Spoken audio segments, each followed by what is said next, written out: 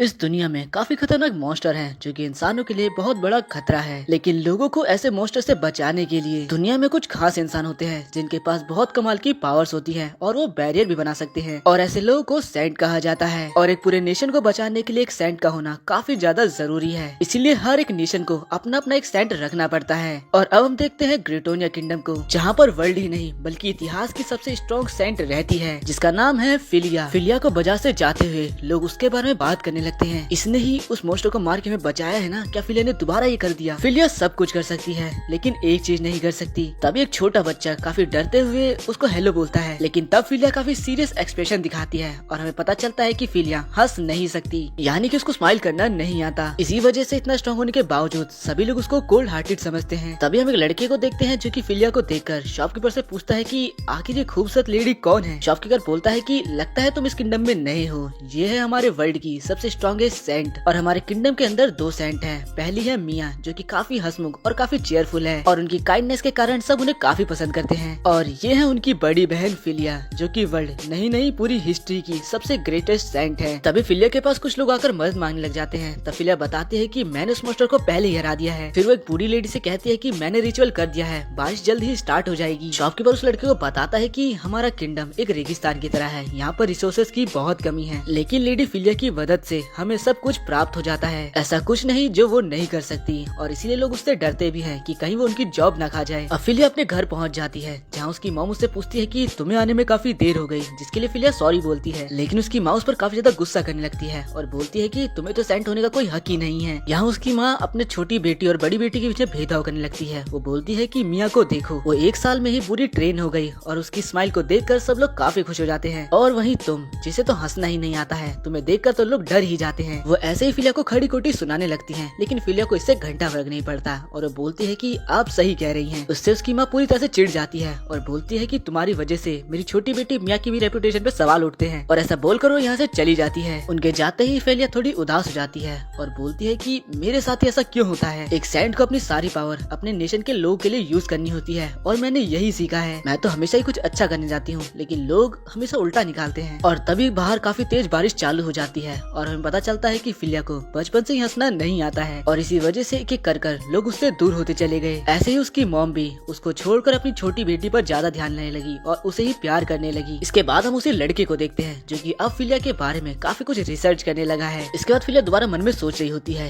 कि लोग मुझे बचपन से ही कहते हैं, ना तो तुम खूबसूरत हो ना ही इंटरेस्टिंग। मेरे पेरेंट्स भी मुझे सेंट बनाने के लिए काफी हार्ड ट्रेनिंग कराते थे और इस वजह से ही मैं एक परफेक्ट सेंट बन पाई हूँ। लेकिन इसी वजह से मैं हंसना तक भूल चुकी हूँ। और तुम्हें पता चलता है कि 16 साल की उम्र में ही वो हिस्ट्री की सबसे ग्रेटेस्ट सेंट बन चुकी थी। और जब वो 19 की थी तब ग्रेटोनिया के प्रिंस ने उसे अप्रोच किया और अब जल्द ही उनकी शादी भी फिक्स होने वाली है। फिलिया घर पहुंचती है, जहां उसकी छोटी बहन काफी अच्छे तरीके से उसका स्वागत करती है और बड़बड़ करने लग जाती है। फिर से फिलिया सोचती है कि मेरा घर आने का मन नहीं करता, लेकिन मेरी छोटी बहन मेरा बहुत अच्छे से स्वागत करती है। यहाँ फिलिया एक बॉक्स को छुपा रही होती है, लेकिन मिया उसे पकड़ लेती है, जिसके बाद फिलिया उसे दिखाती है और अंदर एक काफी खूबसूरत हेयर क्लिप होती है। मिया उसको देखकर काफी खुश हो जाती है और बोलती है कि ये आप मेरे लिए लाए हो। और ऐसा सुनकर फिलिया कुछ बोल ही नहीं पाती और बोलती है कि हाँ, ये तुम ही रख लो। गिफ्ट पाकर वो इतनी खुश होती है कि बोलती है, नेक्स्ट टाइम जब आप अपने प्रिंस यानी जूलियस के साथ डेट पर जाएंगी तब मैं आपके लिए एक ड्रेस सिलेक्ट कर दूंगी। इससे फिलिया को याद आता है कि जूलियस ने उसे कल मिलने के लिए बुलाया है। अगले दिन मिया सुबह सुबह बाहर निकल जाती है और सभी लोग उसको देखकर काफी खुश होते हैं, उसकी काफी ज्यादा तारीफ करने लगते हैं। तब एक आदमी उसकी हेयर क्लिप देखकर पूछता है कि आखिर आपको ये किसने गिफ्ट करी? जिस पर मिया बोलती है कि ये मुझे उसने दिया है, जिसको मैं सबसे ज्यादा एडमायर और उसकी रिस्पेक्ट करती हूँ। यहाँ दूसरी तरफ फिलिया कासिल के अंदर थी, जहाँ उसे समझ नहीं आ रहा था कि आखिर प्रिंस जूलियस ने उसे मिलने के लिए क्यों बुलाया। अब वो जूलियस से मिलती है, जहाँ पर जूलियस उसका स्वागत करता है। वो देखती है कि जूलियस काफी ज्यादा खुश है और अब जूलियस बोलता है, मैंने सुना कि तुमने उन वुल्फ्स को अकेले ही हरा दिया। मैंने तुमसे कहा है ना कि तुम हमारे नाइट्स को भी लेके जाया करो। ऐसे तो तुम हमारी आर्मी के बीच में आ रही हो। फिलिया कंफ्यूज थी। वो पूछती है कि आखिर आप इतने खुश क्यों हो?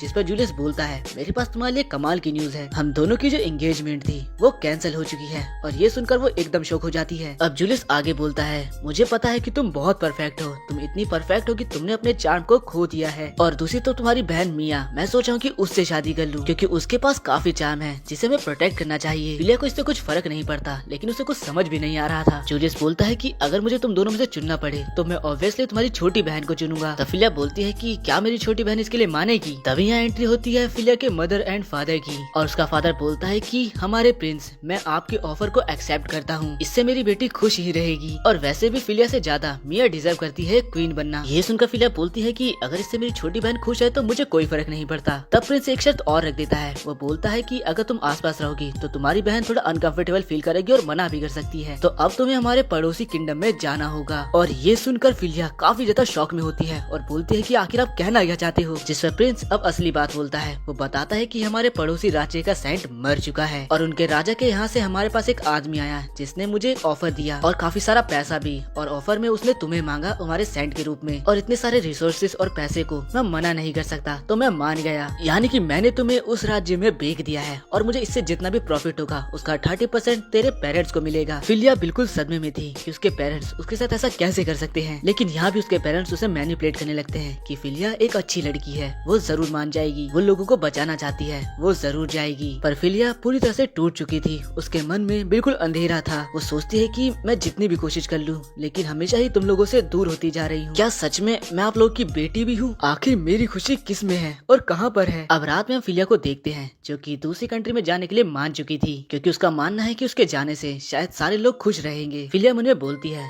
सच बात तो ये है कि इन लोगों ने मुझे बेघर कर दिया है और अब वो यहाँ से जाने लगती है। तब हम एक पर्सन को देखते हैं जो कि उस पर नजर रख रहा था। यहाँ जूलियस अपने 2 चेलों से बोलता है कि आखिर मुझे इतने पैसों का क्या करना चाहिए। उसके चेले बोलते हैं कि आपको एक मूर्ति बना लेनी चाहिए अपनी। यहाँ पता चलता है कि राजा बेड पर हैं और इसीलिए उसके चेले बोलते हैं कि आप जल्द ही राजा बनने वाले हो। जूलियस हंसता है और बोलता है, तुम लोगों ने सही कहा, मैं इस किंगडम का किंग और मिया बनेगी मेरी रानी। दूसरी तरफ कैरेज में हम फिलिया को देखते हैं जो कि 2-3 दिन के सफर के बाद अपने मन में बोलने लगती है, परना कोर्ट्रा, पता नहीं ये कैसा किंगडम होगा। उन्होंने मुझे खरीदा है, ऑब्वियसली वो मुझसे नौकर जैसा काम करवाएंगे, लेकिन मुझे इससे क्या ही फर्क पड़ता है। मैं तो अपने किंगडम में भी एक नौकर की तरह थी, लेकिन फिर भी मैं एक सेंट और अपना फर्ज जरूर निभाऊंगी। पर तब वो अपने सोच के भंवर में ही डूब जाती है और बोलने लगती है, पर मैं अपना बेस्ट क्यों दूंगी और आखिर मैं क्यों दे रही हूँ अपना बेस्ट? आखिर मैं एक सेंट भी क्यों हूँ और आखिर मैं ये काम कर ही क्यों रही हूँ? तभी गाड़ी रुक जाती है और वो बोलता है कि ये कैरेज इतना ही जाएगा, यहाँ से आप दूसरा कैरेज पकड़कर गैट्री में चले जाना। अब वो बॉर्डर पार कर जाने लगती है। वो देखते है कि गेट की दूसरी तरफ कुछ लोग खड़े हैं और अब जैसे ही वो एंटर करती है उसे समझ नहीं आता, क्योंकि उसे लेने वहाँ पर काफी सारे गार्ड और राजा खुद आए थे। और ये तो वही बंदा है जो कि इसके किंगडम में आया था। यहाँ वही लड़का फिलिया का स्वागत करता है और उसको देखकर फिलिया एकदम शॉक हो जाती है।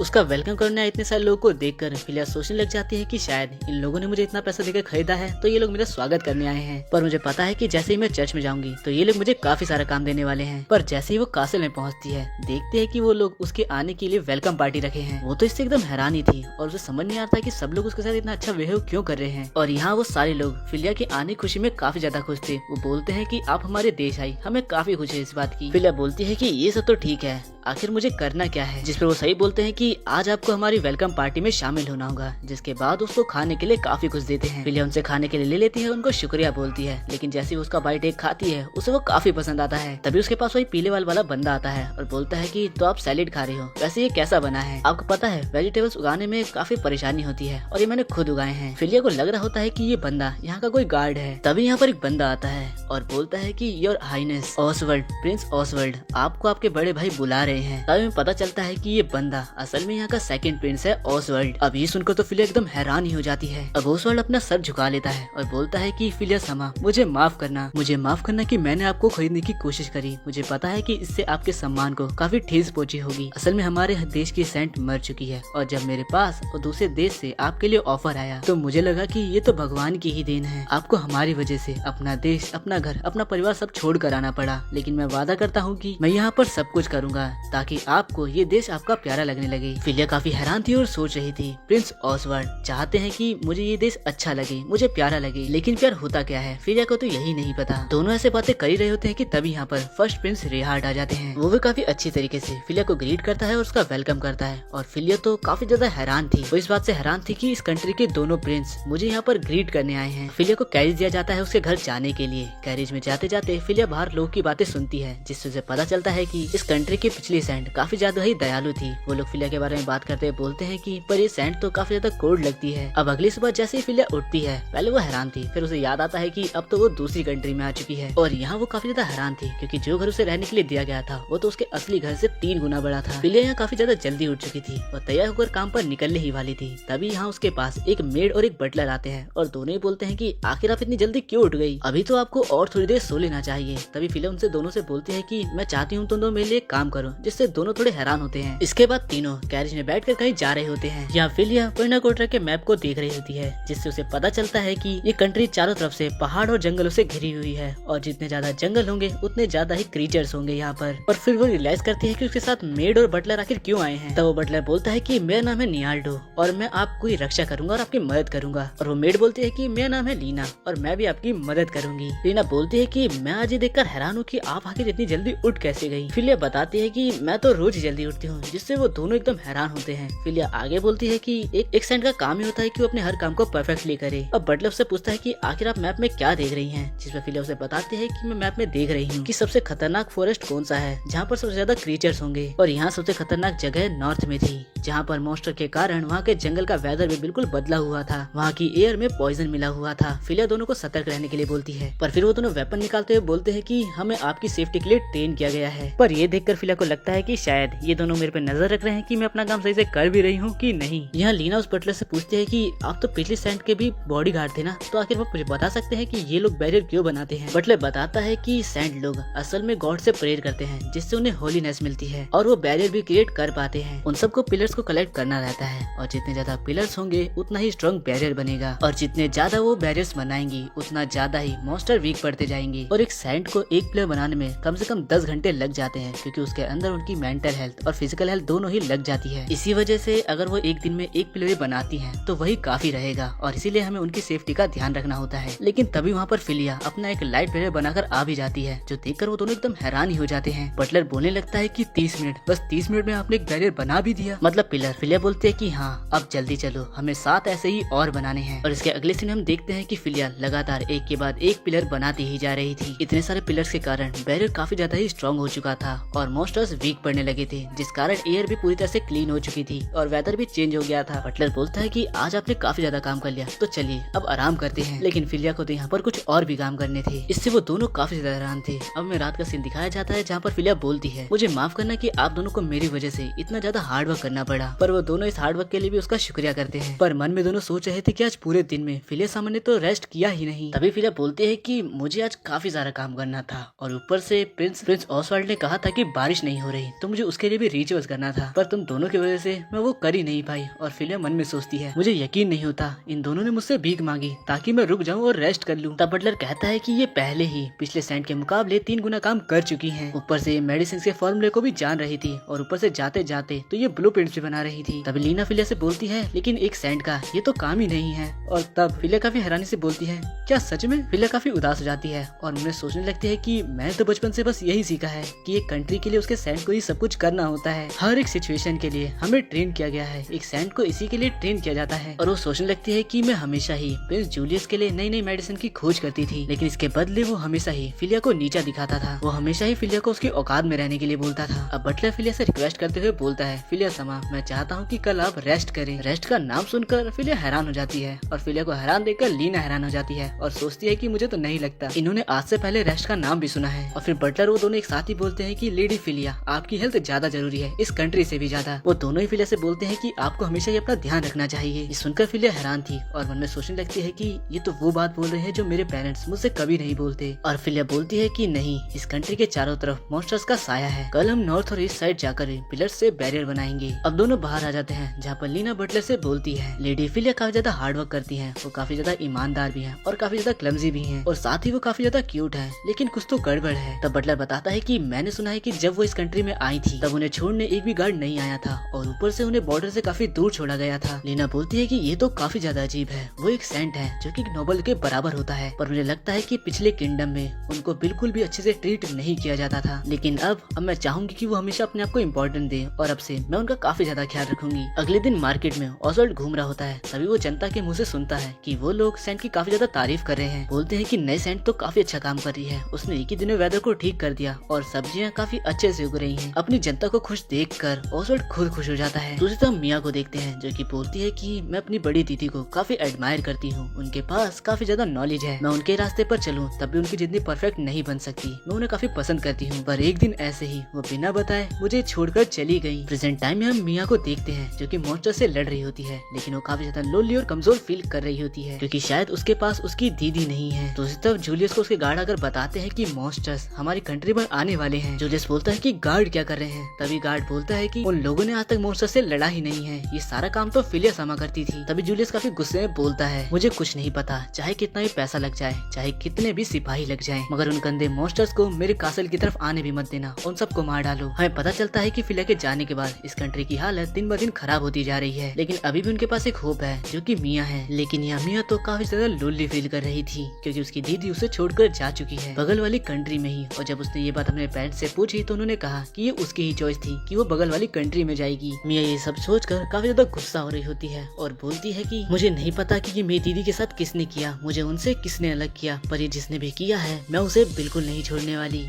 अगले दिन हम देखते हैं कि बटलर और लिया काफी सारे मॉन्स्टर्स को मारने के बाद सेंट फिलिया से कहते हैं कि साफ सफाई का काम खत्म हो चुका है। फिलिया उन दोनों की काफी तारीफ करती है कि तुम दोनों काफी कमाल के हो। सो बटलर बोलता है कि नहीं, आपके बैरियर के कारण सारे मॉन्स्टर काफी ज्यादा वीक हो चुके हैं और साथ ही जो पोर्शन आपने मुझे दिया था उसको पीकर तो ऐसा लग रहा है कि मैं वापस से जवान ही हो चुका हूँ। अब लीना फिलिया से पूछती है कि आप काफी देर से मैप में क्या कर रही है, जिसपे फिलिया उसे दिखाती है कि उसने मैप के अंदर उन सारी लोकेशन को मार्क किया है जहाँ जहाँ उन लोगों ने मॉन्स्टर्स को मारा है। लीना बोलती है कि मॉन्स्टर धीरे धीरे बढ़ते ही जा रहे हैं, जितना हम उन्हें मारते हैं वो वापस से उतने ही आ जाते हैं। तब फिलिया यहाँ उसे थोड़ा डीमन और हेवन के बारे में बताती है। फिलिया वापस से पैलेस जाने की बात करती है, जिस पर लीना उसे बोलती है कि आपका काम आज का खत्म हो चुका है, तो क्यों ना पैनाकोटा के कैपिटल एलमबद की सैर पर चले और मैं आपके लिए गाइड का इंतजाम भी कर दूंगी। अब इसके बाद हम ओसवाल्ड को देखते हैं जो कि मार्केट के बीच में से जा रहा होता है। बाजार में सभी लोगों से वो हाय हेलो करता है। तब कोई उससे पूछता है कि क्या आप किसी इंपॉर्टेंट काम से जा रहे हैं, जिस पर ओसवाल्ड कहता है कि हाँ, मैं एक डेट पर जा रहा हूँ। इसके अगले सीन में हम देखते हैं कि वो सीधा सेंट फिलिया के पास पहुँच जाता है। यहाँ सेंट फिलिया काफी ज्यादा खूबसूरत लग रही होती है। सेंट फिलिया मन में सोचती है कि आखिर ओसवाल्ड मेरा गाइड क्यों बना है। ओसवाल्ड फिलिया को शहर घुमाते हुए बोलता है, तुम्हारे आने के बाद से हमारी कंट्री काफी ज्यादा सुधर चुकी है और इन सब के लिए मैं तुम्हारा शुक्रगुजार हूँ। फिलिया सोचती है कि इसमें शुक्रिया कहने की क्या बात है, ये तो मेरा काम ही है। पर साथ ही वो ये भी फील कर पाती है कि उसका दिल अभी काफी ज्यादा तेज धड़क रहा है। ये देख के लीना मन ही मन काफी खुश हो रही होती है क्योंकि उसके हिसाब से ओसवाल्ड और फिलिया दोनों ही डेट पर हैं। तभी यहाँ एक आदमी फिलिया से बोलता है कि लेडी फिलिया, मुझे कोई आइडिया नहीं था कि आप अभी पैनाकोटा के अंदर हैं। पिछले किंगडम में आपने मेरी काफी मदद करी, जिस वजह से मेरा काम अब काफी अच्छा चलने लगा है और ये मेरा बेटा है। वो लड़का फिलिया को हेलो बोलता है, लेकिन फिलिया जैसे उसे हेलो बोलती है उसे लगता है कि ये भी उससे डर जाएगा। पर वो लड़का काफी खुश होते हुए बोलता है, लेडी फिलिया आपका शुक्रिया, आपकी वजह से मेरे फादर अब काफी अच्छे से काम कर पा रहे हैं। बच्चे को ऐसा देखकर फिलिया काफी हैरान हो जाती है। तभी शहर के लोग दौड़कर फिलिया की तरफ आने लगते हैं क्योंकि सभी फिलिया को देखकर काफी खुश हो गए थे। लेकिन तब ओसवाल्ड फिलिया का हाथ पकड़कर उसे लेकर यहाँ से भाग जाता है। अब वो उन्हें सीधा एक रेस्टोरेंट में ले आता है और उनसे माफी मांगता है कि उन्हें इस तरह से उसे यहाँ पर लाना पड़ा। वो मेन्यू दिखाते हुए फिलिया से बोलता है कि आपका फेवरेट खाना क्या है। फेवरेट वर्ड सुनकर फिलिया थोड़ी कंफ्यूज हो जाती है। फिलिया कुछ सोच ही नहीं पाती। तभी ओसवाल्ड उनकी तरफ से एक चाय को ऑर्डर कर देता है। फिलिया को इस टाइम पे काफी अजीब महसूस होने लगता है। वो बेचारी यही समझ नहीं पाती कि उसे किस तरह से बिहेव करना चाहिए। ओसवाल्ड और बोलता है, आपकी सही मदद के लिए मैं आपका काफी शुक्रगुजार हूँ, लेकिन मैंने सुना है कि आप हद से ज्यादा काम कर रही हैं। ऐसा आपको नहीं करना चाहिए, आराम करना ही काम का एक हिस्सा होता है। ये सुनकर फिलिया एकदम शॉक ही हो जाती है क्योंकि आज तक उसे पता ही नहीं था कि रेस्ट करना भी काम का एक हिस्सा ही होता है। अब ओसवाल्ड सेंट फिलिया से उनके बारे में कुछ पूछने लगता है, जैसे कि उन्हें क्या पसंद है और क्या नापसंद है। इस सुनकर सेंट फिलिया थोड़ी सोच में पड़ जाती है क्योंकि आज से पहले उनने इसके बारे में कभी सोचा ही नहीं, या यूँ बोलो कि इसके लिए उनको कभी परमिशन ही नहीं मिली। फिलिया को चाय की काफी अच्छी महक आती है जिससे उसे वो काफी पसंद आ जाती है और वो फिर ओसवाल्ड से बोलती है, मुझे चाय पसंद है। इस सुन ओसवाल्ड खुश होता है और फिलिया से बोलता है, क्या आप अभी कहीं और जाना चाहोगी? जहाँ भी तुम जाना चाहोगी मैं तुम्हें वहाँ लेकर जाऊंगा। तब फिलिया उसको लाइब्रेरी ले जाने के लिए बोलती है जहाँ किसी को जाने की परमिशन नहीं है। अब लाइब्रेरी में अंदर आने के बाद लीना को काफी बुरा लग रहा होता है क्योंकि अब उसे ये एक डेट नहीं लग रही होती। वो बुक्स को पढ़ रही होती है। तभी ओसवाल्ड उससे पूछता है कि आखिर आप इनमें क्या ढूंढ रही हो। फिलिया बोलती है कि मैं मॉन्स्टर्स के अचानक से बढ़ने की वजह को बुक्स के अंदर ही ढूंढ रही हूँ। यहाँ आने से पहले गिटोनिया में भी ऐसा ही सेम हो रहा था,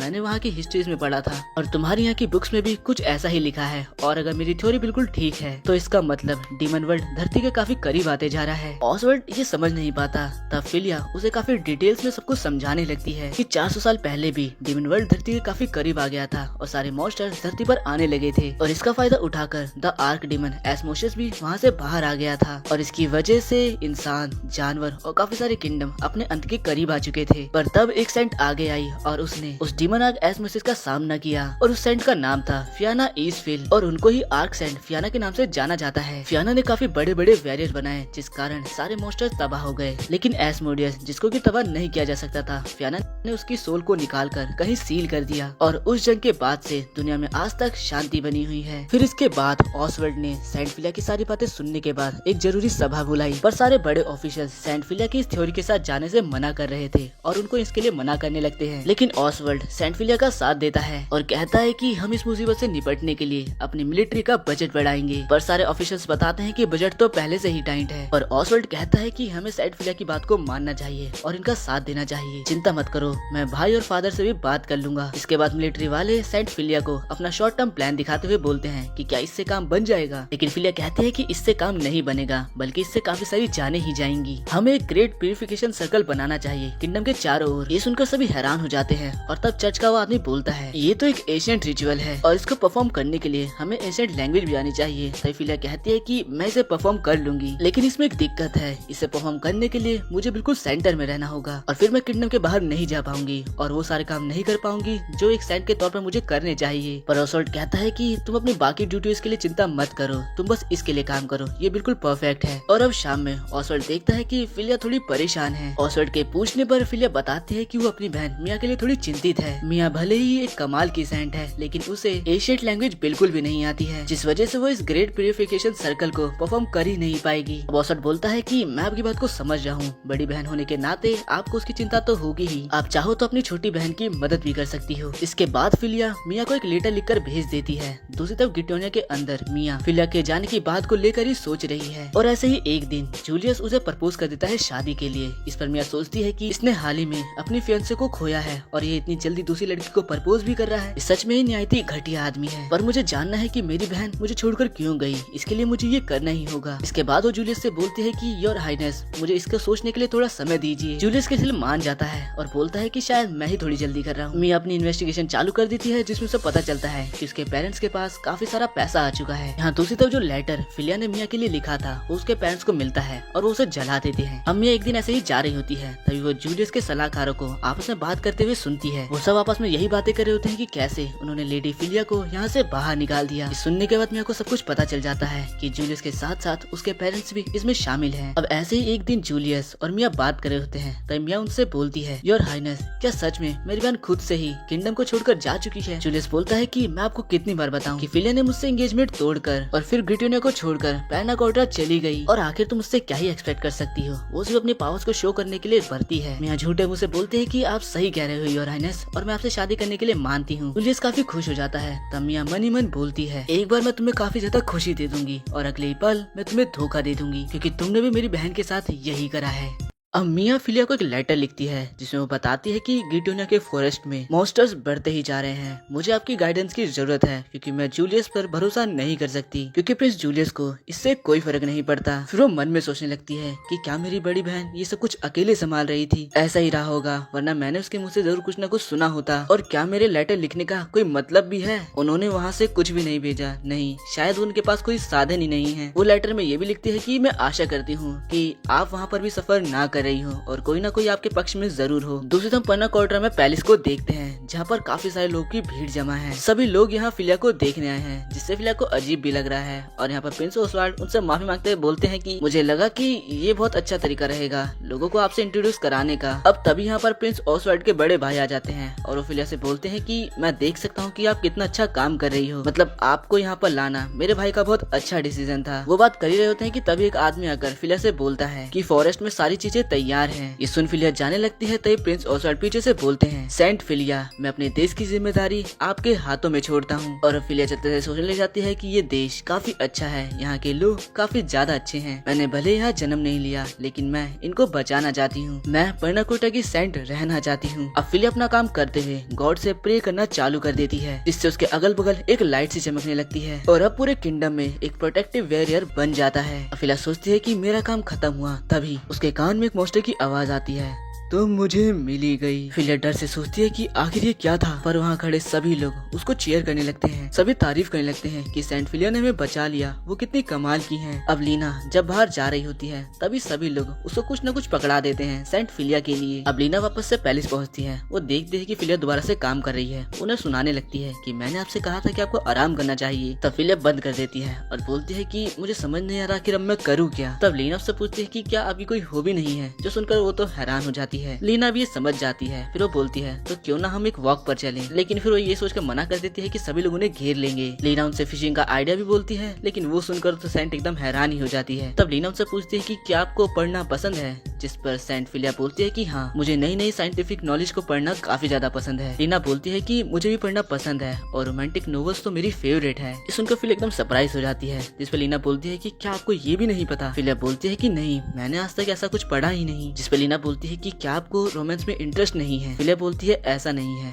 मुझे बस कभी इसका मौका नहीं मिला। इस पर लीना बोलती है कि मैं आपके लिए कुछ रोमांटिक नॉवेल्स ले आऊंगी और मेरी फेवरेट भी, और पढ़ने के बाद आप मुझे जरूर बताना कि आपको नॉवेल्स कैसी लगी। इस पर फिलिया बोलती है कि मैं उसे पढ़ने के लिए एक्साइटेड हूँ। तभी यह ओसवाल्ड फिलिया से कुछ जरूरी बात करने के लिए आ जाता है और अब वो दोनों चाय पीते हुए बातें करते हैं, जहाँ पर ओसवाल्ड बोलता है, मेन बात पे आने से पहले मैं आपको एक एक्सप्लेनेशन देना चाहता हूँ। आपके यहाँ आने से पहले आपको लाने के ऊपर मेरे और मेरे भाई के बीच में एक लड़ाई हुई थी। मैं इस बात के खिलाफ था कि किसी सेंट को खरीदना अच्छी बात नहीं है, और मेरे बड़े भाई पहले से ही काफी सारी चीजों से दिक्कत में चल रहे थे, तो उन्हें ये करना ही पड़ा। सच बताऊं तो मैं अब भी किसी चीज को खरीदने के खिलाफ हूँ, लेकिन फिर भी मुझे खुशी है कि मैं आपसे मिला, और ये बात मैं पहले ही क्लियर कर देना चाहता था ताकि आपसे कुछ छुपा न रहे। फिलिया बोलती है कि कोई बात नहीं, मैं इसको समझती हूँ। तब बटलर प्रिंस को याद दिलाता है कि आप कुछ जरूरी बात करने आए थे। तब ओसवाल्ड फिलिया से कहता है, क्या आप एक मेंटोर बनेंगी। और इसके अगले ही सीन में हम देखते हैं कि फिलिया एक जगह पर बैठी होती है और मेड उससे बोलती है, ये बहुत सही रहेगा, आप सिखाने में काफी ज्यादा अच्छी हैं। लेकिन फिलिया इसके लिए काफी ज्यादा नर्वस होती है, जिस पर लीना उसे बताती है कि मैं जब भी आपसे कुछ पूछती हूँ आप मुझे एक्सप्लेन कर कर ही समझा देती हैं, और क्या पता जो जूनियर आपसे सीखने आ रही है वो आपकी एक अच्छी साथी बन जाए, और वैसे भी वो एज में आपसे छोटी ही है। फिलिया कुछ सोचने लगती है,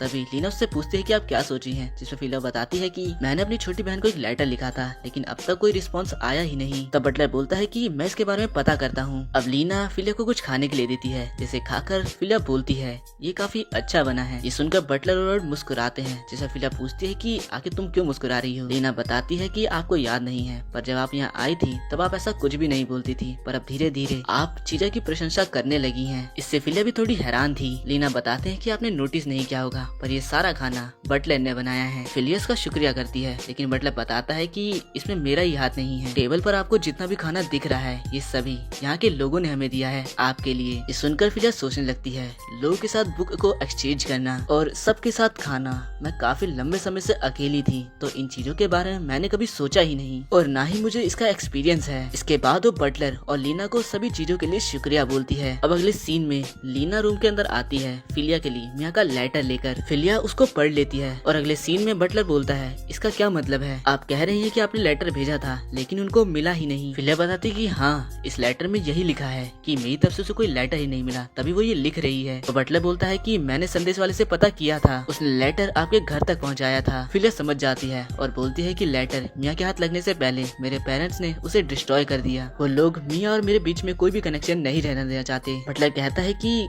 सेंट फिलिया, क्या आप ये चाहती है कि आपका लेटर सेंट मिया तक पहुंच जाए। अगर ऐसा है तो हम ये कर सकते हैं। फिलिया पूछती है, क्या आखिर आप कहना क्या चाहते हो। तभी यहाँ पर वो एक मेड हिमारी को इंट्रोड्यूस कराता है और बताता है कि ये रॉयल फैमिली की तरफ से आपके क्रू के लिए असाइन हुई है। लीना भी ये बात जानती है कि हिमारी एक निंजा है और पहले दिन से ही उसे फिलिया की सुरक्षा के लिए लगा दिया गया था। फिलिया से हैरान थी, पर वो बोलती है कि मैं ये जानती हूँ, ये आइस किंगडम से है ना, क्योंकि निंजास वहीं से होते हैं। अब बटलर हिमारी से पूछता है, तुमने सब कुछ सुन लिया होगा। फिलिया बोलती है कि मैं चाहती हूँ तुम डायरेक्ट लेटर मिया तक पहुँचा दो। हिमारी बोलती है कि आप बिना कुछ संकोच के मुझे ऑर्डर दे सकती है, मैं ये कर दूंगी। मैंने आपको देखा है लोगों की मदद करते हुए, मैं आपके लिए जान भी दे सकती हूँ। फिलिया बोलती है अगर ऐसा है तो मैं चाहती हूँ कि आप मेरी बहन को ये लेटर दे दे और हो सके तो उसकी रक्षा भी करें, क्योंकि मुझे डर है कि उसके साथ कुछ गलत हो सकता है। कुछ भी हो तो उसे अपने साथ लेकर यहाँ भाग आना। और अब हिमारी अपने मिशन के लिए रेडी हो जाती है। अब हम मिया को देखते हैं जो कि फॉरेस्ट में बैरियर बना रही होती है। यहाँ पर खड़े सैनिक मिया को फिलिया के साथ कंपेयर करने लग जाते हैं